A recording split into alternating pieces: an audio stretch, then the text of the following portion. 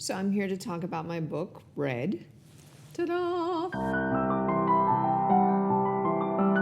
what inspired the story of Red? Well, of course, a lot of things went into the inspiration of Red, but the largest thing I think I was trying for was Ephesians chapter 5, where it says, "We wrestle not with flesh and blood, but with principalities and powers and spiritual wickedness in high places." And I wanted to demonstrate what that looked like in life and in community and relationships and daily challenges that everyone goes through.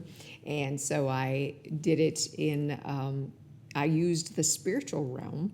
I used fantasy to represent the spiritual realm, and so that was a lot of I do that in all of my writing, and so that's what inspired it. What's the story about? The story does center around a story we're all really familiar with, which is Little Red Riding Hood. So the central character is Red. She discovers early on that she has a gift with healing, and so she travels through the dark wood and administering medicine and healing arts to all these people. And it brings her into interaction with all of these different spiritual phenomenons that happen and all of these different people that she encounters. And so the story centers around that primarily. So some questions from the reader. Okay. The first is, what exactly does the red cape represent to you personally?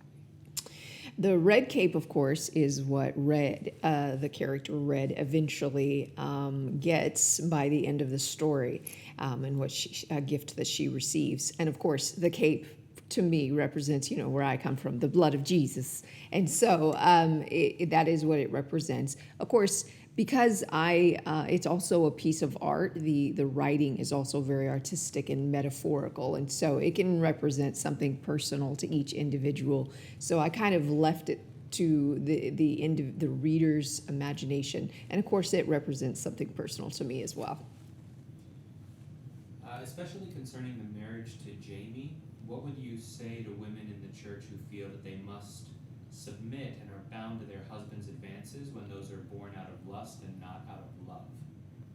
What are the signs that men are reaching out in that way for women to recognize that, and what is there to do about it? Those are really good questions, also very heavy ones. Actually, there is a relationship in the book, a marital relationship, where the man is lustful and makes lustful advances on his wife. And so I think I would say that there is some Christian material out there. When I was doing research on this, there is some Christian material, but I found it woefully inadequate, and a lot of it did not seem very applicable and or very helpful.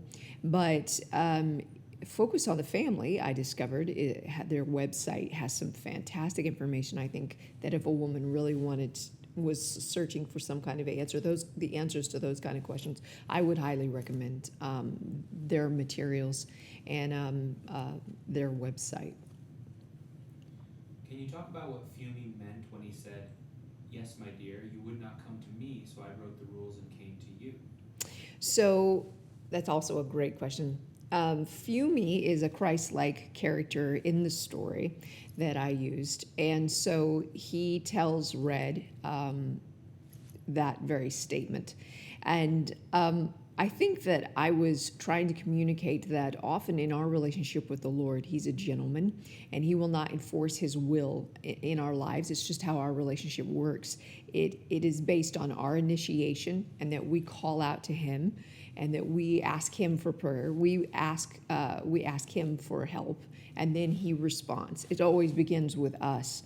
And in this particular situation, Red had gotten herself into a real entanglement. She hadn't called on Him like we sometimes do, and she got herself into a real situation. And so Fumi told her, "I broke the rules and I came to you." And that is something also the Lord does from time to time, these amazing instances in our lives where He breaks in and He manifests. And it's like He broke the rules. He initiates contact with us. And it doesn't happen all the time because it's supposed to begin with our heart and begin with us. But it is it is truly amazing when he does. It's a really powerful scene. Are any of these characters reminiscent of your past life? That's actually a really ornery question. Being a writer, I have characters in all of my stories that are reminiscent of people I've known and conversations I've had and instances I've observed.